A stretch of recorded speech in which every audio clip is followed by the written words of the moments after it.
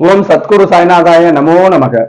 எனது முதன்மை பேராசான் மதிப்பிற்கினிய ஜோதிட கலையரசர் ஆதித்ய குருஜி ஐயா அவர்களுக்கு குரு வணக்கம். உலகம் முழுக்க பரவி இருக்கின்ற தமிழ் உறவுகள் அனைவருக்கும் மதுரை ஜோதிட சாய் செல்வத்தின் இனிய வணக்கங்கள். வாழ்க பல்லாண்டு.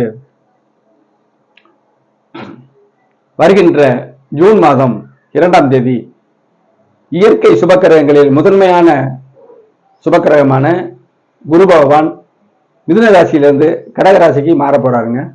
ஒரு வருஷ காலம் அங்கே இருப்பார். அதாவது 2026 ஜூன் மாதம் முதல் 2027 ஜூன் வரை அங்கே இருப்பாருங்க. வருஷம் தான் குரு பயிற்சி வருது. இப்ப என்னங்க சிறப்பு? 12 வருஷத்துக்கு ஒருக்காதான் உச்ச அமைப்புல வருவாரு. உச்ச அமைப்புல வந்தாலும் ஒரு சில நேரங்கள்ல இரு தொடர்புகள் ஏற்பட்டுரும். சனிதான், சனியோட தொடர்பு பார்வை இப்படி ஏற்பட்டிருக்கும். ஆனால் இப்பொழுது தனி அமைப்பாக சுபத்துவம் குறையாமல் ஒரு வருஷம் அங்கே இருப்பாருங்க. அப்ப அங்க இருக்கிறதுக்கும் இப்ப போன பதிவுக்கு என்னங்க, குறுப்பெயர்ச்சி பலன்கள், கிரகப்பெயர்ச்சி சொல்லணுமா, கோல்சாரம் சொல்லணுமா? கோல்சாரம் அவசியம் சொல்லணும். நான் அடிக்கடி சொல்லிட்டு வர்றேன், விளக்கியாச்சு, புரியவர்கள் கண்டிப்பா புரியும். ஜனன ஜாதகத்துல என்ன இருக்கோ அதுதான் நமக்கு லைஃப் ஸ்டைல கொடுக்கும், அதுல மாற்று கருத்து இல்லை. ஆனால் அந்த ஜனனகால அமைப்புல இருக்கக்கூடிய பலன்களை கூடவோ குறைக்கவோ கண்டிப்பாக இந்த கோல்சாரம் கண்டிப்பா செஞ்சே ஆகும். இதுதான் கோல்சார பலன். சரி, கோல்சார பலன் இப்ப உதாரணத்துக்கு மேசராசி, மேசராசி அன்பர்களுக்கு பூராமே நான் சொல்ற கோல்சார பலன் சரியா வருமா? இந்த வார்த்தையை சொல்லாமலே கோல்சார பலன் சொல்றாங்க. சொன்னா பார்க்க மாட்டாங்க. சப்ஸ்கிரைப் வாங்கணுங்கிற எண்ணம் எனக்கு இல்லவே இல்லை. என்னுடைய சேனல்ல ஷார்ட்ஸ் போட்டு வேகமா பார்க்க வைக்கிற வேலையே கிடையாது. ஜோதிடத்தை உணர்த்தணும். ஒரு வீடியோ 5 நிமிஷம் வரும், ஒரு நிமிடம் 10 நிமிஷம் வரும். தெளிவாத்தான் சொல்றேன். இது அப்ப வீடியோல எனக்கு கஸ்டமர்கள் வர்றாங்க, அதுல தாராளமா வர்றாங்க. என்னுடைய அந்த கருத்தை உள்வாங்கினவங்க கண்டிப்பா என்றது கேட்கிறாங்க.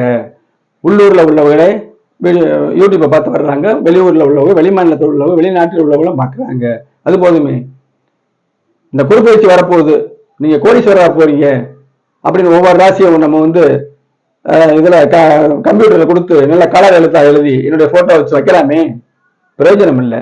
அந்த மாதிரி தவறுகளை செய்யக்கூடாது. அதுல ஒண்ணுமே இல்லைங்க. இந்த வார்த்தையே தவறு. திடீர்னு இந்த குறுப்பயிற்சியில நீங்க கோடீஸ்வரன் ஆவீங்கன்னு சொல்லவே முடியாதுங்க. நல்லா கவனிங்க, பொதுமக்கள் நல்லா கவனிங்க. நாளைக்கு குறுப்பயிற்சி போட போறேன், அதுக்கு முன்னுரையா அதை நீங்க எடுத்துக்கிறீங்க. குறுப்பயிற்சி பலன் 12 ராசிக்கும் போட போறேன். சரி, யாருக்கு இந்த குறுப்பயிற்சி பலன் வேண்டும்? ஒளி, அதாவது பிராப்தமான ஜாதகங்களுக்கு ஜாதகமே பார்க்க மாட்டாங்களே. நல்ல தொழிலதிபர், கடையில தொழிலோ வேலையோ ஒரு பெண்டிங் வச்சுட்டு வந்திருப்பாரு, ஒரு அதிகமான அமைப்புல இன்னைக்கு போய் பார்க்கணுங்கிற எண்ணத்தோட தூங்குவாரு, காலைல எந்திரிப்பாரு, கடமையில முடிப்பாரு, சாப்பிடுவாரு, எண்ணங்கள் பூரா தொழில வேலையில இருக்கும். இப்படியே ரொட்டேஷன் நடந்துச்சுன்னா அவங்க எதுக்கு ஜாதகம் பார்க்கறாங்க? பார்க்க மாட்டாங்களே. பிரச்சனை இருந்தா தானே பார்ப்பாங்க ஜாதகம், சும்மா சும்மா பார்ப்பாங்களா? அப்ப பிள்ளைகளுடைய விசேஷங்கள் நடந்துச்சுன்னா, திருமண அமைப்பு வேற எதுக்காகனா ஒரு முறை ஜோதிடத்தை போய் மற்றவர்கள்லாம் கேட்காம எப்ப செய்யலாம்னு கேட்டுட்டு விருட்டு வந்துருவாங்க. இது இயல்பு. யாருக்கு அடிக்கடி ஜோதிடத்தை பார்க்கணுங்கிறது அதிகமான கஷ்டங்கள் வரும் பொழுது நம்ம பார்ப்போம் ஜோதிடத்தை, என்ன நடக்குதுன்னு போய் பார்ப்போம். நான் என்னைய பொறுத்த சொன்னீங்கன்னா, ஒவ்வொரு கிரகப்பயிற்சி போதும் நமக்கு ஜாதகத்தை கண்டிப்பா பார்க்கணும் சொல்றேன்ல, அதனுடைய அதுதான் நான் சொல்லக்கூடிய இந்த வீடியோவுடைய ஹைலைட்டான விஷயம். ஒவ்வொரு குறுப்பெயர்ச்சியை நம்ம பார்க்கணும்னு சொல்லும் பொழுது அப்ப குறுப்பெயர்ச்சி ஒரு பாதிப்பை தரும், நல்லதோ கெட்டதோ தரும். யாருக்கு? பலவீனமான ஜாதகர்களுக்கு, அதிர்ஷ்டம் இல்லாத ஜாதகர்களுக்கு, அன்றாடம் உழைத்து பிழைக்கக்கூடிய ஜாதகர்களுக்கு, ஒருவர் கை தூக்கினாதான் அவர் வாழ்வார் அப்படிங்கிற ஜாதகங்களுக்கு பூரா இந்த கோல்சார பலனை சொல்லி ஆகணும். அதுதாங்க பலன் கொடுக்குது. இப்ப பிராப்தமான ஜாதகம் என்னங்க, அதுல பிராப்தம் எழுதி விட்டுறாங்களா? இல்ல, ஒளி இருக்கணும். கிரகங்கள் ஒளியியல் ஜோதிடம், ஜோதிடம் ஒளியியல். சரியா? ஒளி இருள், ஒளியின் அளவுகள் இருளின் அளவுகள், இதுலதான் பாயிண்ட் இருக்கு. சும்மா ஒளி அப்படி சொல்லிட்டு போறதுல எல்லாரும் அளவுகளை பார்க்கணும். சரியா? அப்ப அந்த ஒளி மிகுந்த ஜாதகங்களுக்கு கோல்சார ஒளி தேவையில்லை. நீர் நிறைந்த ஒரு கண்மாய்க்கு நீர் வரத்து தேவையில்லை. வறண்டு போன கண்மாய்க்கு நீர் வரத்து அவசியம். அதே போல ஒளி இல்லாத ஜாதகங்கள், பிராப்தமற்ற ஜாதகங்கள், அங்க செப்பரேட்டா நிரந்தரம் இல்லாம வர்றதான கோச்சாரம்.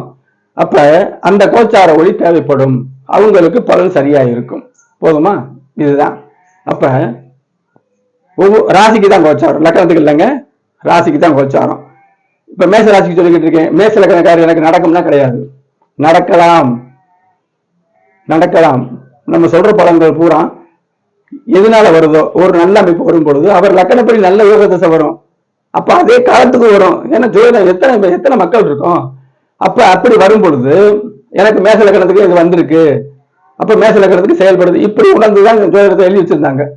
நான் ஒரு பழைய ஜோதிடர் ஒருத்தருக்கு பேர் ஞாபகம் இல்லை, அவர் புத்தகம்லாம் வாங்கினால்தான் அதுல என்ன போட்டுருந்துச்சு, கோல்சாரம், இங்க எழுதப்பட்ட கோல்சாரம் ராசிக்கும் லக்கணத்துக்கும் சூரியன் இருக்க பிறந்த ராசிகள். அதாவது எப்படின்னா, மீனத்துல சூரியன் இருந்தாலும் பங்குனி மாசம் பிறந்தவன் அர்த்தம். சித்திரை மேச வீட்டுல இருந்தாருன்னா சித்திரை மாசம். நல்லா கவனிக்க, அவர் எழுதிய தலைப்பு நான் எதையுமே நல்லா உள்வாங்கி கருத்துக்களை தவறா சொல்ல மாட்டேன். அதை நான் ஒரு முடிவெடுத்து தான் பேசுவேன். அவர் எழுதியிருந்தது லக்கணத்துக்கும் ராசிக்கும் சூரியன் என்ற ராசிக்கும். இப்ப மேச லக்கணம்னா அவர் மேச லக்கணம் வச்சுக்கோங்களேன், லக்கணத்துக்கும் கோச்சாரங்கிறாரு. அவர் சொல்ற பலன் நடக்குமா? மேச ராசி வச்சுங்க, மேசத்துக்கும் நடக்கும். அவர் பங்குனி மாசம் பிறந்தா மீனத்துல சூரியன் இருப்பார்ல, மீன ராசிக்கும் பொருந்தும் எழுதியிருப்பார். எப்படி பொருந்தும்? அதெல்லாம் பார்த்து எல்லாம் முடிச்சுட்டு தான் இப்ப மேன்மைமிக்க குருநாதர் அவர்களுடைய அதெல்லாம் படிச்சு முடிக்கிற அமைப்புல என்னுடைய ஜோதிடத்தை எனக்கு அறிமுகப்படுத்திய வித்வான் லட்சுமணன் ஐயா அவர்கள், புரட்சி தலைவர் எம்ஜிஆருடைய ஃப்ரெண்ட். அவர் இதே பேசுகிறது மணியனையாவோட ஃப்ரெண்டு. 3 பேருமே திரைத்துறையிலையும் அந்த ஜோதிடத்துல இருந்தாங்க. புரட்சி தலைவர் என்னுடைய ஆரம்ப கால குருநாதர் தான் எதுவுமே பார்ப்பாரு. வித்வான் வே லட்சுமணன் ஐயா அவர்கள் அருளியது ஆன்மீகத்தையும் ஜோதிடத்தை அவங்க தான் எனக்கு ஆரம்பிச்சு வச்சாங்க. மேன்மை ஆக்குனது ஆதித்ய குருஜி ஐயா அவர்கள். அப்ப கோச்சார பலன் எல்லா ராசியும் சொல்லணும். பலவீனமானவர்களுக்கு 100% சரியா இருக்கும். குரு பகவானை பத்தி பேசுறோமா, குரு தசாபதி நடந்துகிட்டு இருக்கணும். சனி பயிற்சியை பேசுறோமா, சனி நடந்துகிட்டு இருக்கணும். ராகு கேது பயிற்சியை பேசுறோமா, ராகு தசை நடந்துகிட்டு இருக்கணும்.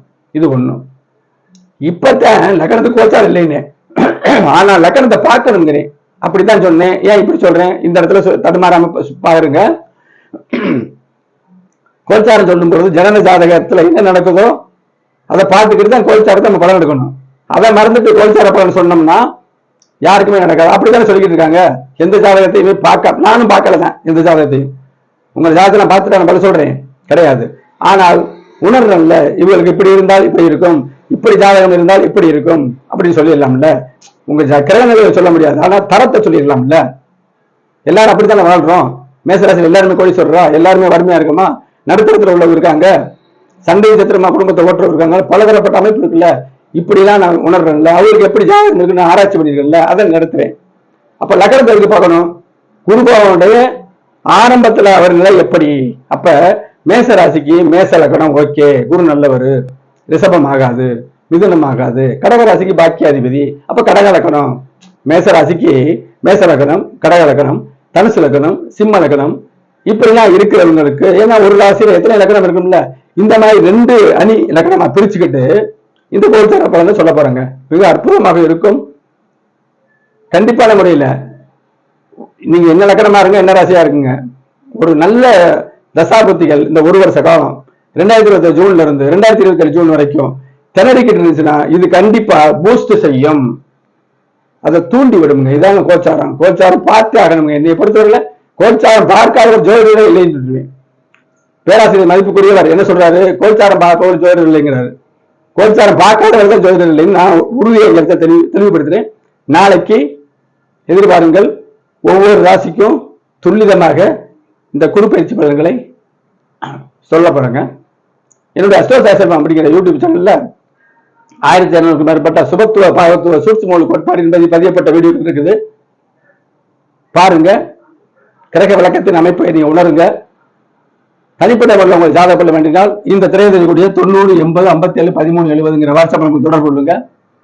தெளிவாக கிரக விளக்கத்தோடு பலன்களை கேட்டறிந்து கொள்ளுங்கள். திருமண பொருத்தம் சிறப்பாக எப்படி வாழ்வார்கள் அப்படின்னு சொல்லப்படும். குடும்ப ஜாதகங்கள் இணைத்து அந்த குடும்பத்தில் உள்ள ஜாதகத்தை நாம் பார்த்தோம்னா பலன்களை துல்லியமாக எடுக்கலாம். நாளை குருபெயர்ச்சி பலன்களை தெளிவாக வழங்க இருக்கிறேன். பாருங்கள், பயன்பெறுங்கள். நன்றி. வாழ்க வளமுடன்.